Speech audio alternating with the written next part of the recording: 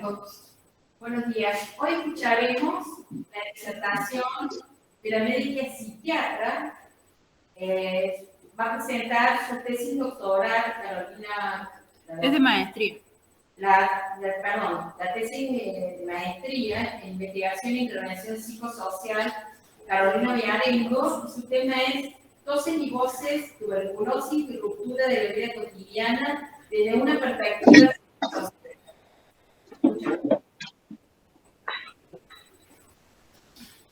Bueno, buenos días a todas y todos.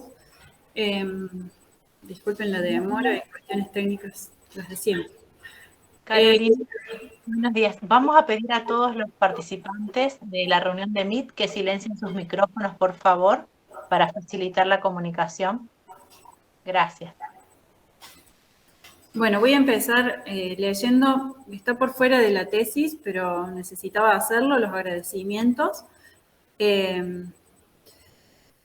Bueno, dedico cada una de estas palabras y el viaje que les dio origen a mis compañeras y compañeros del Hospital Rawson, a nuestras luchas, a nuestras urgencias, a nuestras asambleas y el colectivo que formamos como trabajadoras y trabajadores desde que empecé a recorrer sus pasillos. Les dedico también y por sobre todo a quienes en y por su situación de pacientes, entre comillas, me permitieron escuchar, aprender, reflexionar y cuestionar profundamente mi práctica con las consecuencias que ello tuvo y sigue teniendo.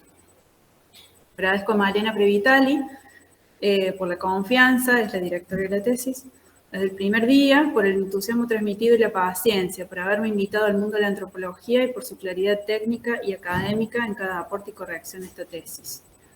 A Caro Ortega, compañeraza por tanto y por más, y por la presencia. A Ale por su lectura, siempre tenaz, al Juan por escuchar e imprimir, a Claudia Zeta, a María Paz, al equipo docente y a la tercera cohorte de la MIPS de la Universidad Nacional de Córdoba, y en especial a Catalina, a Rafael por recorrer librerías de segunda mano en Río de Janeiro por mí y enviarme peste blanca por correo, a Carlos Godoy, que partió antes de leerse en estas páginas, a Andrea Casali y María Eugenia Ferreira por tantas emociones y palabras compartidas, a María Power o María Elvira por su historia junto a la mía, a quienes creemos en la salud pública como un modo de garantía de derecho de salud, a mis padres por preguntar, a las amigas por brindar y a Fermín por sus maneras. Bueno, disculpen. Bueno, dicho eso, que para mí es lo más importante, les voy a contar un poco lo que fue la defensa de la tesis. Esta tesis la defendí en el 2021. Y el proceso de cursado de la maestría fue mucho antes. La investigación fue previa a la pandemia y el análisis y cierre de la tesis fue posterior a la pandemia. Entonces hubo un montón de cosas que yo tuve que reelaborar y que se actualizaron con la pandemia por COVID-19. Bueno. ¿Está bien ahí?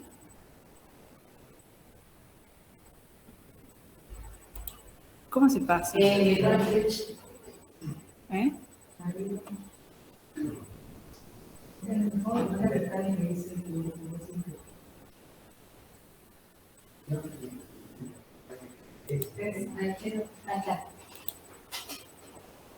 Gracias.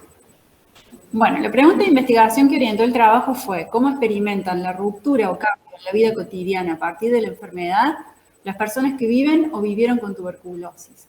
¿Qué características adquiere esa ruptura según cada subjetividad, trayectoria, acompañamientos institucionales o familiares? Los objetivos de la investigación fueron: en general, analizar la ruptura o cambio en la vida cotidiana tras el diagnóstico de tuberculosis desde la perspectiva de quienes viven o vivieron con la enfermedad. Y los específicos, reconstruir la experiencia de ruptura de la vida cotidiana a partir de la tuberculosis, visibilizar el rearmado de la vida cotidiana después de enfermar, describir la manera en que los sentidos atribuidos a los cambios físicos contribuyen a la experiencia de ruptura, indagar la manera en que contribuyen a la singularidad de este proceso los silencios o innombrabilidad de la tuberculosis, tanto a nivel institucional como en los entornos de quienes lo tuvieron, Perdón. Y visibilizar el entramado socioeconómico y político en el que emerge la enfermedad. Bueno, algunos números sobre tuberculosis, que esto fue más bien destinado a quienes en ese momento presenciaron la defensa de la tesis. Muchas y muchos de acá ya tienen bastante claro estos números, pero si quieren los revisamos rápido. Constituye la 13ª causa de muerte a nivel mundial y la segunda por enfermedades infecciosas después de COVID. En 2020, más de 9,9 millones de personas contrajeron tuberculosis, la mayoría varones, 3,3 millones eran mujeres y 1,1 millones de niñas y niños. Se registraron 1,5 millones de muertes asociadas a esta enfermedad según la OMS en el 2021. De ellas, 214.000 personas tenían coinfección con VIH. En la Argentina se notificaron 11.560 casos en 2016 y la tasa de notificación de casos fue aumentando de manera sostenida en los últimos años. Aparece con más frecuencia en las zonas con situaciones socioeconómicas desfavorables, en las ciudades altamente urbanizadas y mayor concentración de población en circunstancias de vulnerabilidad.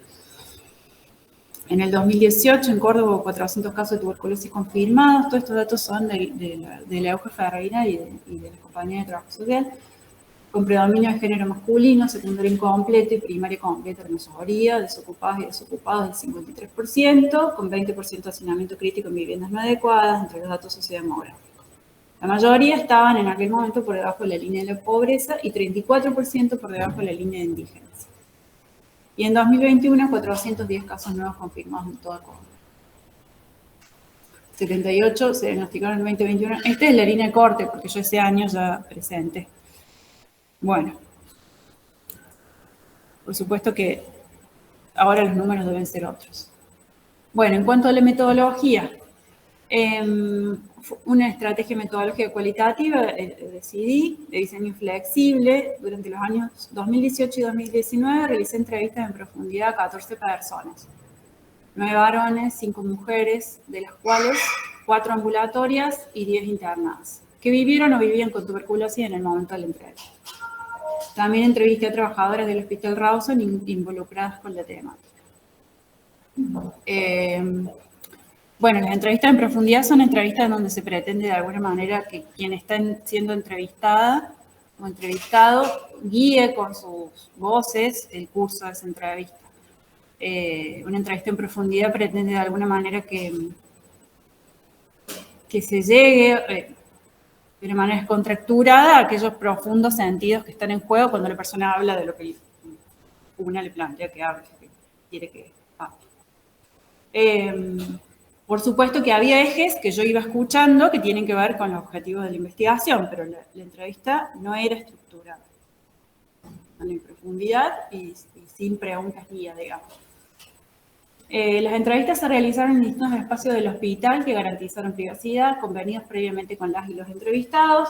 El patio, por ejemplo, algún consultorio libre, el consultorio de tuberculosis para las personas internadas. Y para aquellas internadas, en aislamiento respiratorio o no, conversamos en la habitación de la internación.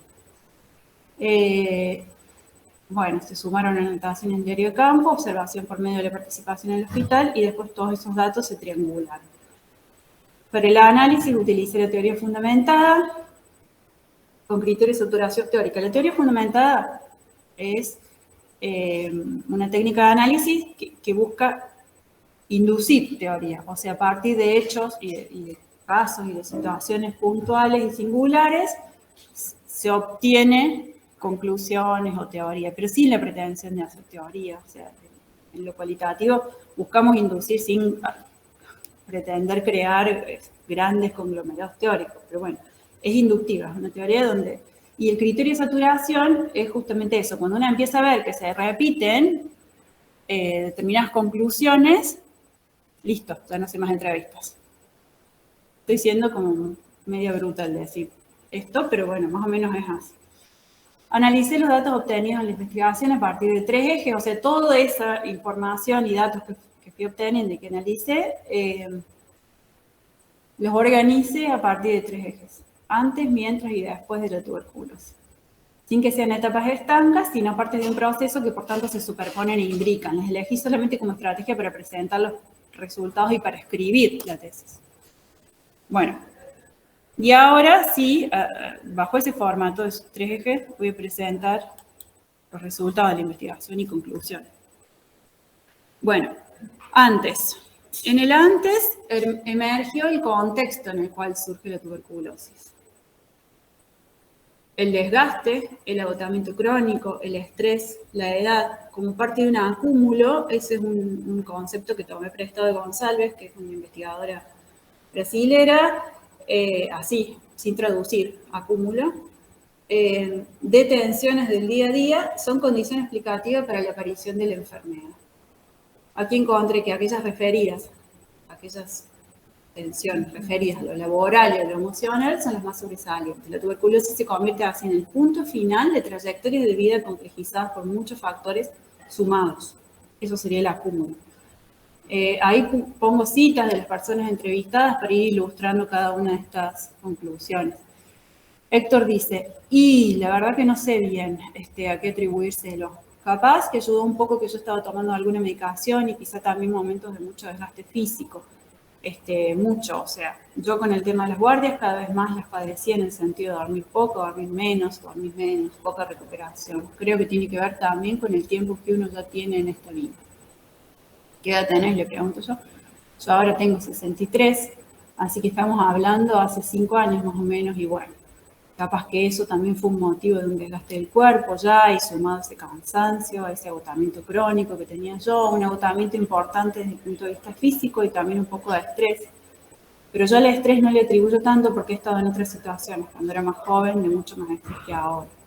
En mis épocas de muy joven y de no tan joven he pasado por situaciones muy estresantes y muy preocupantes y nunca me había pasado nada. Y ahora se ve que tiene que ver también con un tema de la edad, así que esta idea del desgaste del cuerpo, que por eso frena la actividad laboral, implica una concepción de cuerpo-máquina, que por tal requiere condiciones combustibles y mecánicas para seguir marchando al ritmo que sostenía. Cuando esas condiciones ya no están, aparece la enfermedad como signo de pedido de ayuda. Otra de las dimensiones que tomé en ese antes fue las modificaciones físicas y los cambios en el cuerpo atribuidos a la tuberculosis. Aparecen fuertemente en esta investigación, relacionándose con otros aspectos como el trabajo y determinando así los cambios en la vida cotidiana. Ariel le dice, todo, falta de aire, fiebre, escalofrío, sudaba de noche pero me levantaba todo mojado, toda la cama mojada, mal. Realmente ahora me acuerdo, ahora que estoy bien me acuerdo y me da pánico. Me temblaban las piernas, me temblaba el cuerpo, sudaba, volaba de fiebre, me sentía mal, pero me faltaba el aire, sentía como unas puntadas en los pulmones que me doblaba del dolor. Y Héctor dice, para no pensar en cáncer, qué sé yo, pero en realidad no pensaba en cáncer, hasta que los demás me empezaron a hacer pensar que podía ser un cáncer, porque bueno, no me veían bien y no salían los resultados de los estudios, entonces bueno, se demoró el proceso del diagnóstico. Había como cierta inquietud, tanto en los colegas como en mi casa, y bueno, ahí yo también empecé a pensar, si no tengo una tuberculosis, si un cáncer, toda esa era mi subjetividad, ¿no? Seguí, no, pero ya había un momento en que no podía más, tuve que pedir licencia, yo hacía guardia, consultorio, sala, bueno, pedí licencia, primero que ya te empiezan a ver mal en el entorno, ¿viste? Che, ¿qué te pasa? Esa cantinela también te va como corriendo de tu espacio. Y después yo también me sentía tan mal que no, dije, no voy a trabajar. Pedí licencia en todos lados. Bueno, sí. Comentarles que traerles las voces que dieron la posibilidad de escribir esta tesis es como lo primero que yo quería hacer. Lo que pasa es que no puedo escribir todas las entrevistas, sino que fui como seleccionando para hacerlo un poco más amplio. Quienes tuvieron tuberculosis más de una vez compararon ambas evidencias de la enfermedad. Fue un emergente del análisis que fueron exclusivamente mujeres quienes contaron sobre ese enfermar por segunda vez. Por lo desprendido de los relatos se trató cada vez de otro enfermar, aunque el diagnóstico y la localización de tuberculosis, pulmonar en el caso de estas dos mujeres, hayan sido los mismos. Bueno, la condición procesual de estos cambios forma parte de un continuum que pueden extenderse a lo largo del resto de la vida. Así el momento vital y la distancia temporal respecto del enfermar en que hayan sido entrevistadas las personas da cuenta también de la procesualidad en el registro de los cambios. Bueno, las afectaciones no pulmonares por tuberculosis o por el tratamiento en 2 de mis entrevistadas dejaron secuelas más duraderas. Todo esto en torno a los cambios corporales, ¿no? Que veníamos diciendo, cómo los cambios corporales, los que voy recordando, cómo los cambios corporales influyen en esa vivencia de ruptura de la vida a partir de la tuberculosis. Respecto a la llegada al sistema de salud, encontré que mis entrevistadas y entrevistados tiene que ver con un no poder más del cuerpo, que busca ayuda, con todos los matices y multiplicidades que yo pueda reflejar. En la mayoría de los casos tomados por esta tesis llegaron en situaciones de urgencia física y o subjetiva.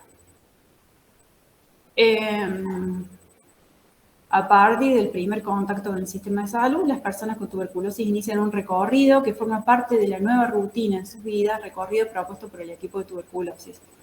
En eso la doctora Ferreira y la licenciada Ortega de Trabajo Social en aquel momento pudieron como dar cuenta a mí, que por ahí no conocía algunos detalles de todo ese recorrido que se inicia a partir del diagnóstico. Bueno, encontré también que la situación de tener tuberculosis en la cárcel demuestra aún con más claridad cómo esta última es un determinante social de la salud, además de un dispositivo disciplinario de control. La privación de la libertad enferma más.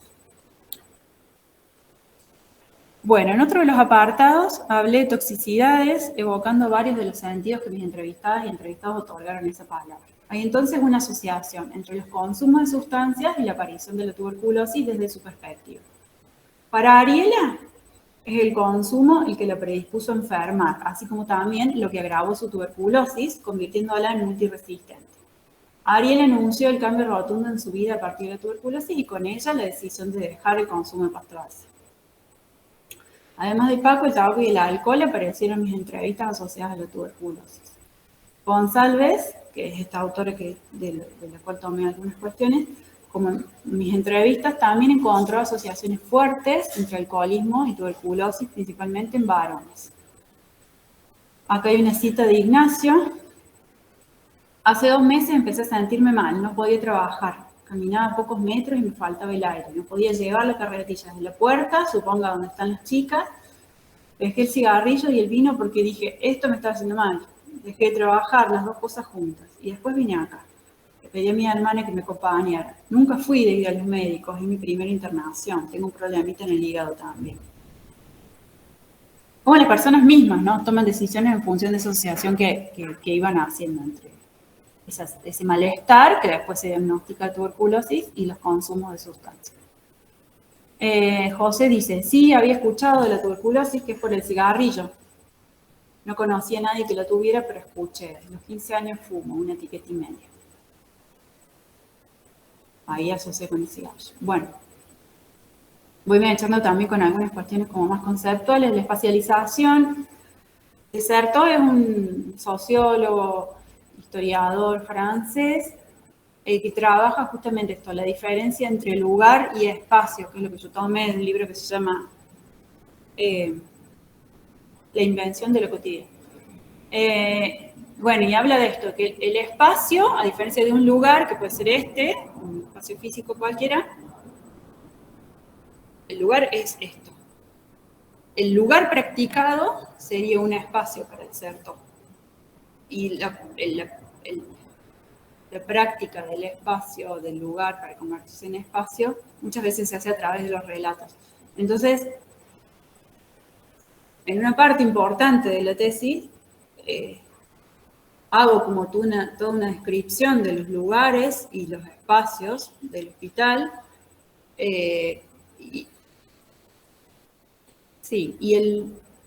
la presencia o no de la tuberculosis en esos lugares. Bueno, la espacialización entonces que cobra la enfermedad en el Hospital Rawson me resultó sumamente relevante. Trabajé sobre los espacios y carteles del hospital como espacialización de la tuberculosis. O sea, fui como viendo, decirles que el ejercicio de ubicarse como investigadora, que es algo que a lo mejor no sale acá en la presentación, pero fue para mí uno de los grandes desafíos del trabajo, es salir como en mi rol de psiquiatra y ubicarme en otro rol, que nunca va a ser perfecto, pero me parece que el ejercicio es como a lo que apuesto por lo menos la investigación cualitativa, ese ejercicio de como de volver exótico algo que me es familiar, ese ejercicio me permitió esto, como de pronto entrar a unos, no sé, a lo que era antes consultoría externos y ver cuántos carteles de tuberculosis hay. Como si fuera alguien que no conoce el lugar y dónde están esos carteles. ¿Y qué dicen? Bueno, toda esa descripción etnográfica sumó datos a las conclusiones de esta tesis.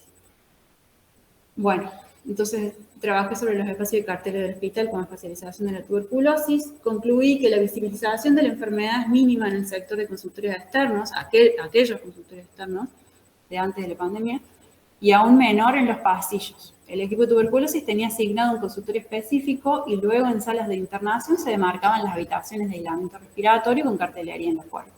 O sea, ahí una sí sabía que había un aislamiento respiratorio, pero no decía tuberculosis. Se designaban así sectores edilicios donde había más frecuentemente personas con la enfermedad.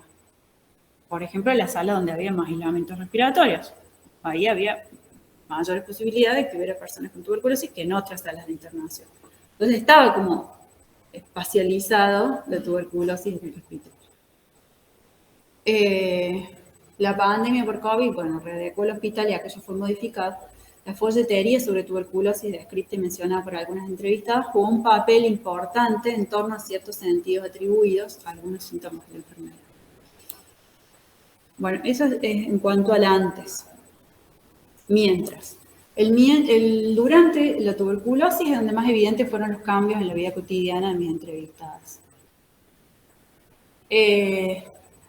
Bueno, tal vez no lo dije, pero bueno, hablar de vida cotidiana es hablar como de cierta estabilidad de referencias, ¿no? Un ritmo, un espacio, un tiempo que se mantiene. Eso es más o menos, según un montón de autores, la vida cotidiana. La ruptura es la interrupción de ese piso de referencias elementales. Bueno, entonces, el durante la tuberculosis, donde más evidentes fueron los cambios en la vida cotidiana de mis entrevistadas. En cuanto a los sentidos atribuidos a la enfermedad, la asociación con el cáncer muy avanzado, la necesidad de la autorreclusión o la cuarentena, aparecieron directamente atribuidos a la tuberculosis. Todo lo que está comillado son palabras de las personas entrevistadas. Palabras previas a la pandemia, muchas, o dos, es mucho, quien lo muestra, hablaban de cuarentena. Aparecieron directamente atribuidos a la tuberculosis. Los principales síntomas asociados a la autopercepción de estar enfermo, en coincidencia con González, el adelgazamiento y la pérdida de peso. Fueron para mis entrevistadas los primeros cambios que asocian a la enferma. La pérdida de peso con la pérdida de salud y de allí con la muerte, a su vez remite a sentidos que involucraron también dimensiones como el ocultamiento, como en el caso de Héctor. El sangrado aparece asociado a la gravedad en una de mis entrevistadas y con ello la letalidad. Bueno, aquí hay una cita de Laura que dice: después volví con los mismos síntomas y me vine acá y me diagnosticaron tuberculosis nueva y la doctora me dijo que si yo seguía con tos todavía me iban a internar, o sea, mañana martes. Pero pasó esto de la sangre y me internaron ahí nomás. Sí, cuando me salía el sangrado ahí fue que es como si me hubiera quedado helada, no sé, helada así, porque pensaba que, como decían los folletitos, todo eso, que cuando hay sangrado está muy avanzada el todo. En todo momento subyace la noción de cada persona sobre lo que significa para cada una el proceso de salud o enfermedad. Directamente relacionado con esa noción está el impacto de la enfermedad sobre sus vidas, el impacto diagnóstico que también tiene que ver con la información previa con la que contaban sobre la tuberculosis. La mayoría dio cuenta de que tenía alguna idea previa sobre la tuberculosis. En aquellas personas en que la tuberculosis fue diagnosticada conjuntamente con el VIH, el impacto emocional fue mayor. En aquellas en quienes la tuberculosis adviene en el contexto de una enfermedad crónica ya conocida, VIH o diabetes, escuché que se esperaba que por las defensas bajas pudieran enfermarse. Sin embargo, que esa enfermedad fuera la tuberculosis sorprendía. Bueno, también trabajé sobre el aislamiento respiratorio durante el periodo de contagio de la tuberculosis y sobre un elemento asociado a ello, el barbijo N95, de uso infrecuente por fuera de esta enfermedad hasta la aparición de la pandemia. En cuanto a las internaciones con aislamiento respiratorio, fue angustiante en la mayoría de los casos para las personas que entrevisté estar en la habitación sola, sin visitas, con la prohibición de salir. Aunque fueron, digo, esto también era un cambio en esa vida cotidiana. Estar internada era un cambio, pero estar internada, aislada, sola, sin visitas, era un cambio, una gran ruptura. A quienes les tocó eso. Aunque fueron menos entre mis entrevistadas, las personas pueden hacer tratamientos ambulatorios de la tuberculosis hasta su cura. La construcción de los criterios a través de los cuales se acuerda con la persona una forma u otra de tratamiento implica la consideración de una serie de factores para determinar esa alternativa terapéutica en la que se juegan saberes sobre los modos de vida de esa persona que condicionan cuánto podrá seguir autónomamente o no ese tratamiento. Respecto al tratamiento farmacológico de la tuberculosis, considera innegable su arista política, la función social de los medicamentos y la medicalización como estrategia de control. La asociación antibiótica y el tratamiento directamente observado son los pilares del tratamiento de la tuberculosis e implican cumplimiento, hacer bien las cosas, control para cortar el sistema de transmisión, expresiones propias de la formación médica en la que la enfermedad es una enemiga a combatir, dejando escaso lugar a la perspectiva que cada persona tenga sobre su situación de salud, sobre su situación de cuerpo o de falta de salud. Bueno. Esta es otra dimensión, la de la ruptura de la vida cotidiana en las otredades significativas. La otredad significativa es una conceptualización a partir de Berger y Luckmann con aporte de Haraway. Son afectos, son amistades, son convivientes, son mascotas, son familia y todo eso. Quienes rodean a quien enferma de tuberculosis, no son solamente la familia. Para esta tesis, como que creamos ese concepto. También se vieron afectadas en su cotidiano por la enfermedad desde el comienzo de la misma. En algunas entrevistadas, las otredades significativas se acercaron más durante y después de la enfermedad. En otro entrevistado aparecieron nuevos afectos y en varios casos el distanciamiento fue producto de la decisión de quien vivía con tuberculosis de no mostrarse enferma o enfermo delante de esas otredades. Bueno. Ahí está. Bueno, ahí hay algunas citas. Natalia, Ariel y Laura.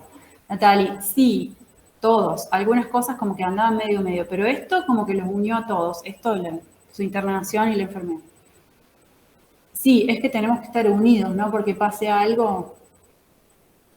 Bueno, a ella le empezaron a visitar más, se unieron todos los hermanos. Ariela.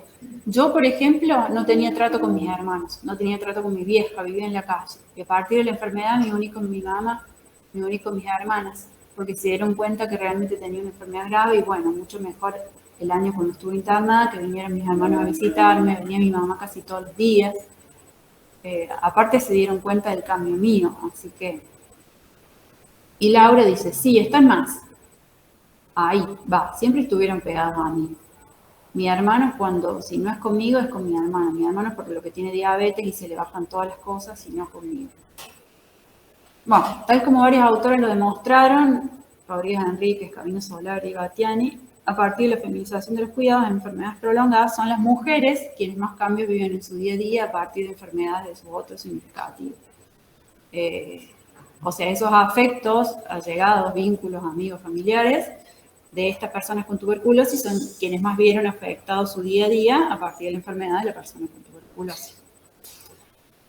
Bueno, la segmentación de los espacios cotidianos o distribución espacial de la enfermedad es otro de los cambios que entre las y los convivientes. La autorreclusión o la limitación de acceso a determinadas partes de la casa de quienes no estaban enfermas tiene fundamento en los sentidos atribuidos por las personas a la enfermedad, pero también hubo indicaciones del equipo de salud que después encontramos como paralelismos con algunos aislamientos que se hicieron por COVID en los primeros meses de la pandemia. Que había alguna indicación de cierto aislamiento en la casa, aunque no hubiera una internación. Eso segmentó en el día a día el lugar donde vivían y de alguna manera eso también es una ruptura en la vida cotidiana de los otros significativos.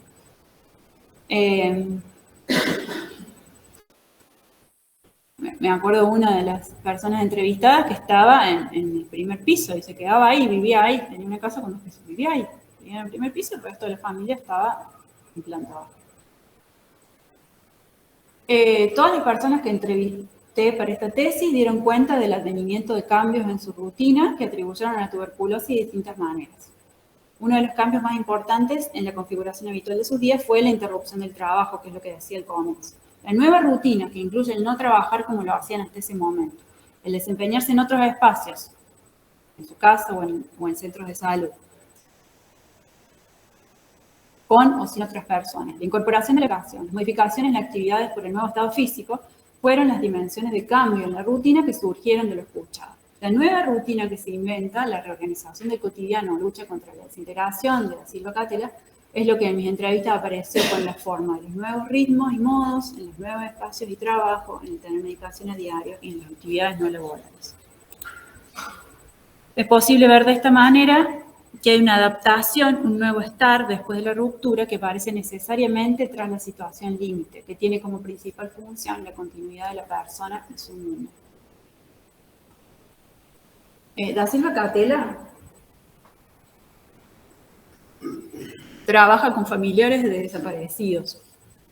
Cómo reorganizaron su vida después de la desaparición de alguien. El tomar ese trabajo que hace ella con el cómo se hace con la vida después de una ruptura así, bueno, trasladado a una enfermedad en este caso, fue algo que me gustó mucho, me gustó recorrer como esos textos. Bueno, la investigación de ella es un libro ya que se llama No habrá flores en la tumba del pasado, si lo quieren buscar. Bueno, y el después. En cuanto a la relación con el equipo de salud y los cambios percibidos en esta relación a partir de la enfermedad, encontré sobre todo conclusiones comparativas entre el inicio, o antes del tratamiento, y después de terminar el tratamiento. En 2 personas pude escuchar cómo mejoró el vínculo con el equipo de salud a partir de su adherencia al tratamiento de tuberculosis. En Laura, la desconfianza hacia el equipo fue creciente y en su segunda vez con tuberculosis recibió con total descreimiento su medicación. Para Natalie, la relación fue cambiando según los momentos de su internación y tratamiento. La vivencia singular de la situación de internación estuvo estrechamente ligada a las condiciones y momentos de la misma y esto también es lo que definió en mis entrevistas el vínculo con el equipo y la institución. Bueno, respecto a las personas que tuvieron más de una vez la enfermedad, que ya lo dije, la vivencia subjetiva del enfermar 2 veces de lo mismo, una experiencia distinta cada una de esas veces y de elevada repercusión emocional. La segunda vez con tuberculosis constituye una nueva ruptura del cotidiano que no es sin la inevitable comparación, como dijeron mis entrevistadas, con su enfermar previo. Es la misma enfermedad, pero fueron dos interrupciones de la vida diferentes. Bueno, hay un después de la tuberculosis en que la vida continúa con mayor o menor presencia del recuerdo de haber atravesado la enfermedad. Según se hayan terminado o no el tratamiento y según el estado de salud en general con el que las personas sigan sus días, se refieren más o menos a la tuberculosis. En mis entrevistas el lazo con la institución, con el Hospital Rawson, casi nunca en el después a largo plazo es por la tuberculosis, sino por las condiciones predisponentes a ella o por otras variables que se entrecruzan con la enfermedad. Ahora bien, en sentido estricto, considero que todo continuar viviendo después de una experiencia intensa e inesperada, sea un cambio o una serie de cambios, necesariamente implica una resistencia a la muerte, una lucha contra la desintegración, como dice Da Silva Cátela. Sin esa lucha no es posible la continuidad de la vida. Sin embargo, cada persona con nota diferente, si aquello es un cambio más cualquiera, o uno tras lo cual no se vuelve a ser la misma o el mismo, o sea, una ruptura en la vida cotidiana. En mis entrevistas, la situación de semicronicidad, por decirlo de algún modo, de la tuberculosis es expresada como incorporada a las vidas con mayor o menor intensidad, tal como decimos arriba, según el grado de ruptura que haya provocado al aparecer. Es una palabra inolvidable para algunas, para quienes su vida dio un giro, y es un buen número de hojas en las historias clínicas. Pero también actualiza una identidad cuando pregunté por ella en mis entrevistas, conformando un nuevo relato sobre su propia biografía en términos de Bourdieu. Bourdieu lo que dice es que cuando se reconstruyen las trayectorias de vida o las historias de vida, bueno, por ahí hay alguien que lo pueda decir mejor que yo, pero ese relato se adecua a quien está escuchando. Ese relato sobre mi vida es necesariamente incluye el interlocutor que tengo enfrente. Yo no voy a contar algo de mi vida frente a ella de la misma manera que lo cuento frente a un médico o frente a, no sé, otra persona. Eso en cuanto a las historias de vida.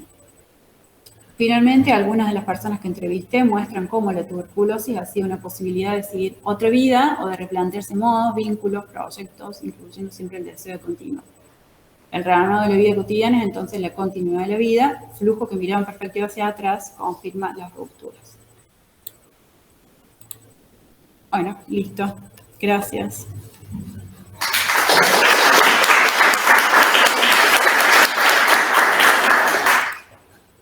¿Alguien quiere hacer alguna pregunta? Muy linda presentación. Gracias. Estoy pensando, Caro, ¿cuántas entrevistas hiciste?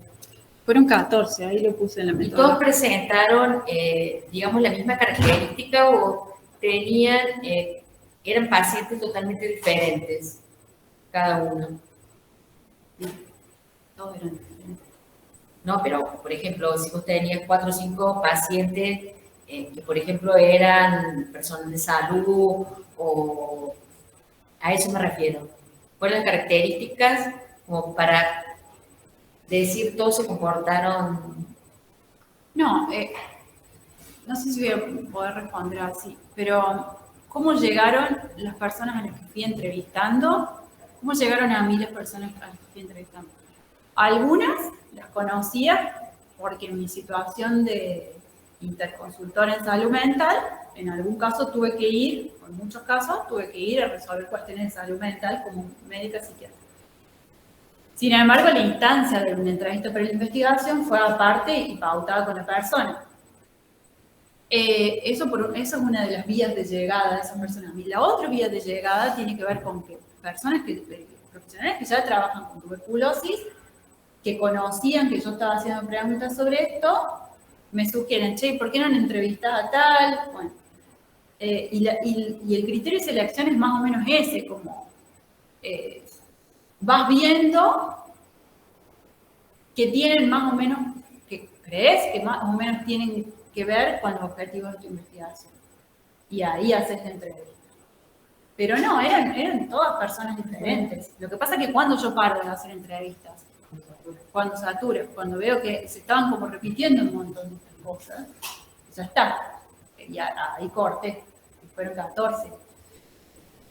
Algunas más cortas, algunas personas las entrevisté más de una vez, otras personas no, algunas personas permitieron ser grabadas, otras no, permitieron que tomar alguna nota, después todo eso se transcribe, se categoriza, bueno, se hace como todo el proceso de la investigación y del análisis de datos, pero sí, eran todas diferentes.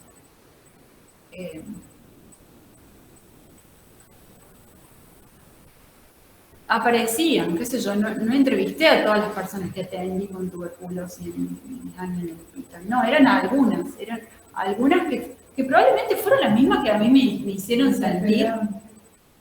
Tengo que hacer una pregunta sobre esto, a esas personas. Cuando yo empiezo como a escuchar cosas que me hacían preguntas sobre tuberculosis, lo decido como una posibilidad de investigar sobre eso, esas son las que me invitaron a pensar, y a esas me entrevisté. Y después entrevisté a otras que los compañeros me fueron como sugiriendo. Pero mis compañeros también ya sabían que yo estaba pensando en ese tema. Pero me parece que es como ese el proceso, ¿verdad? No es a cualquiera. Y de todas maneras, un poco, claro, para completar esto que estás comentando, fuera de quienes están en las áreas sociales, que tienen más formación sobre esto, a nosotros que estamos más en el lado ¿cómo se llama? No, de hacer tarea asistencial. Los que estamos más en el lado cuantitativo de la vida, nos cuesta a veces entender esos conceptos. Y este tipo de investigaciones no busca extrapolar nada. Es decir, nosotros, el tipo de investigación cuantitativa que habitualmente estamos acostumbrados a leer en función de nuestras necesidades de aplicación en nuestra tarea asistencial, justamente busca un tamaño de muestra, un tipo de de diseño, a donde lo encontrado en esa investigación pueda ser extrapolable a otras situaciones, y ese es el tipo de aporte que hace a nuestro conocimiento, siempre desde el lado cuantitativo de la vida, como les estoy diciendo.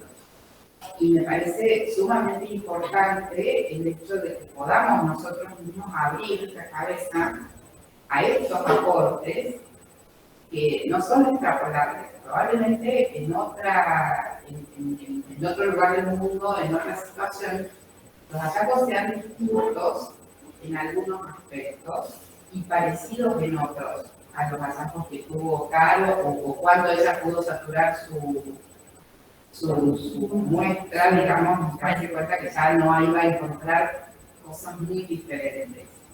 Porque la enfermedad no son la misma, las condiciones en las que aparece y en general se reproducen en otros escenarios, pero seguramente toda la riqueza de sus hallazgos sea para este entorno en esas personas. Es algo muy importante que nosotros tenemos que tener en cuenta y que nos ayuda a la hora de atender a otras personas que vayamos viendo en nuestro entorno para ver esto otro que ella logró ver, que no es lo que nosotros vemos a la hora de asistir. Nos vemos como musicales,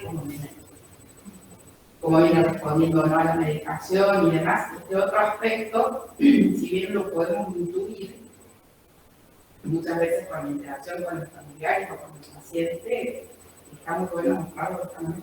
Felicito, Carlos. Gracias. Eso del muestreo se llama muestreo intencional, donde vos vas eligiendo a quienes vas a ir entrevistando en función de, no sé, cierta intuición con el correlato con tus objetivos, algo así. Toda la objetividad que se pretende justamente en la aleatorización y demás, en los otros estudios, acá me pueden cambiar. Es subjetivo. Y me parece muy rico que nosotros podamos romper con nuestras propias estructuras a donde vamos, el tema del poder del estudio, el número de muestras, tamaño, la aleatorización, si estuvo o no cerrado. Bueno, todas esas virtudes que tiene la investigación cuantitativa, que es lo que a nosotros nos hace creerle más a un estudio o no, acá no tienen ningún sentido. Es decir, el sentido de este tipo de investigaciones parte desde otros conceptos. Y por eso decía que es inductivo. Claro, Exactamente inductivo, ¿no? Si vemos el número que hay de pacientes, claro, pero al llegar a una saturación, sabes que lo que vas a seguir encontrando más adelante va a ser más del mismo. Con otras palabras, con otros, digamos, con otros fines, pero no va a cambiar lo conceptual encontrado. Sí. Contarles que la maestría en el marco de la cual se inscribe esta investigación tiene como, se llama en investigación e intervención psicosocial. Tiene como una fuerte pata puesta en la teoría sobre investigación cualitativa y otra pata puesta en la construcción de esto que ellos llaman lo psicosocial. Pero no es algo que se pueda definir. ¿Qué es lo psicosocial, Carlos? Espero que no me hagan esa pregunta, porque no es que lo pueda definir así con 2 o 3 palabras. Es una dimensión de la que ellos pretenden que demos cuenta con nuestro trabajo de investigación, que incluye aporte de la filosofía, de la antropología, de la sociología, de la investigación cualitativa fuertemente, y que es lo que vas cursando y vas como aprendiendo y tomando a lo largo. Mucha teoría y recorrido sobre lo institucional también tiene razón social. Entonces es re interesante, pero no es que yo entré y entendía de qué iba la maestría. No. Entonces ese trabajo que además implica como una reflexividad permanente, ellos tienen como hace mucha insistencia y además hay una materia que se llama, no me acuerdo cómo se llama, implicación, taller de implicación, en donde todo el tiempo hay que laburar con uno, reflexivamente. ¿qué me pasa a mí como investigadora? ¿Qué me está pasando a mí que tal cosa? Entonces hay como un trabajo sobre lo que yo llevo al campo cuando investigo. Bueno, eso, la investigación cualitativa no es sin eso. Entonces esto que decía la Ale, la pretendida objetividad de investigación cuanti, acá no corre, es más, contamos con y tenemos que hacer parte de ese trabajo de campo a nuestro... A tu subjetividad. Implicación en eso. Claro, que una de las características justamente que el sujeto el investigador, en investigación cuantitativa, no está implicado con la investigación, no se modifica, digo, esa es la teoría, sí. Y no se modifica a partir de los hallazgos y tampoco modifica el campo de investigación. Por supuesto que esto viene a, digamos, a desestimar esas afirmaciones tan precisas así y aseveraciones, teniendo en cuenta esto, que con el correr de la investigación, donde muchas veces investigaciones cuantitativas que a lo mejor tienen otra metodología, por ahí incluyen mayor cantidad de sujetos, a medida que transcurre el tiempo, el investigador se ve, digamos, muy partícipe de la misma, es decir, inclusive puede modificar muchos sus puntos de vista a lo largo de la investigación, porque es parte del proceso de investigación. No hay una separación tan precisa entre el sujeto de investigación y el investigador, y está bien que lo sea. Sí, de hecho, por ejemplo, en una parte del escrito de la tesis, bueno, eso es parte de la escritura. Yo trabajo como con una especie de fallido que tuve, y bueno, y eso está permitido escribir sobre eso. Bueno, una relación con los asilos psiquiátricos, de eso estoy hablando. Y bueno, está permitido que eso entre en juego, nadie me sacó esa parte del capítulo, nadie me dijo, no, claro, esto es un bolazo, no, sacalo. No, es parte. Me pasó esto, estuve atenta a que me pasó, lo hago parte de esta escritura. Pero bueno, para mí, es un cambio de cabeza total. Imagínense que yo vengo de medicina. Y todas mis compañeras de maestría, ninguna era médica. Entonces, para mí, una rotura de cabeza total. No soy la misma que en el 2018, sin duda. Por esto y por miles de cosas, pero para mí fue como eso, una apuesta a desarmarme. Y entonces desde ahí, bueno, yo no puedo decir que soy lo mismo ni psiquiatra, ni Caro, ni persona, no. Porque se me cayeron un montón de cosas que estaban armaditas, que la carrera en medicina me da armaditas. Aunque la formación de posgrado también, digamos, la residencia también a mí me da categorías y cosas re estancas, nosográficas, que no son así, o sea, que las personas con las que trabajamos y más acá, se te desarma la psicopatología en 2 días. No dura eso, pero hay que estar dispuesta a que se te desarme toda esa estructura. Es más fácil que no. Lo que pasa es que trabajamos con realidades cada vez más complejas. Entonces, la flexibilidad me parece que también es parte para poder seguir escuchando. Si no escuchas, lo único que escuchas es lo que aprendiste y eso no es escuchar, es como meter en el moldecito, no sé. Eso. ¿Hay alguna cosa que quieran preguntar, que quieran que conversemos? No sé cómo es el tiempo. Ya estamos casi en hora, pero si alguien quiere preguntar algo más. Bueno, yo solamente para felicitarte, me gustó mucho desde este momento último que dijiste, escuchar. Me voy al principio de tu presentación cuando hablas de la luna, cuando uno entrevista a los pacientes y como que querés buscar por qué se enfermó y querés buscar, en mi caso, sobre la bacteria, el parásito, y no desestructurarte de eso, digamos, cuando a lo mejor hay toda una historia que tiene que ver con otras cosas y no con, que lo llevan a la enfermedad y no con la etiología, digamos, con el éxito etiológico. Y que muchas veces uno quizás te entusiasma con escuchar al paciente, pero tenés otros 25 pacientes para atender y no te pueden entender, ¿no? Entonces el otro día ya no tuviste tiempo y pasó esa posición. Y esto, como mostraste, fue como que yo me pude posicionar en otro lado de Latinoamérica incluso, y de tener que escuchar esos relatos que vos pudiste sacar de tu persona, que tenían que ver con cómo la enfermedad los afectó, pero dentro del contexto, digamos, dentro del hospital, con su familia, fuera de la medicina, me refiero, no sé si se entiende, fuera de lo cuadradito el médico dice, bueno, tiene la enfermedad del pulmón por la bacteria, está su pulmón destruido, sino hablar de lo de afuera, de todo lo que te afecta como persona, con tu ámbito, con tu familia, con tus afectos, dentro del hospital, cómo te funcionás, cómo te sentís. Que por ahí el accionar médico no lo evaluamos tanto, digamos, estamos más en otra cosa, en una rutina de la medicación, que se ponga la medicación, si no vital, la fiebre, si no lo tiene, ¿me entiendes? Entonces, bueno, eso, como que se ve esa otra parte, digamos.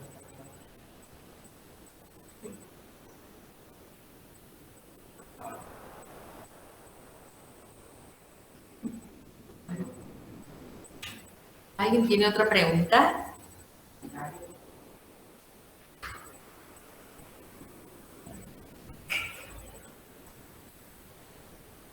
Bueno, soy ahora que es magíster. Pero gracias. Muy bien. No tengo título. Bueno, cállate. Muchas gracias. Bueno. ¿Salimos de acá? Sí. Gracias. Gracias.